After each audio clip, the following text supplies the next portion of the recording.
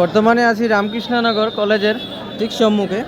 2 নম্বর দিনের পরিস্থিতি যদি দেখাই, ফাইনাল এখনই চলে।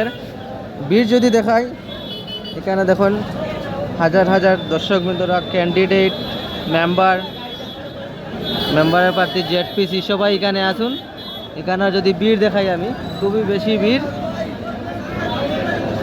চলুন কেন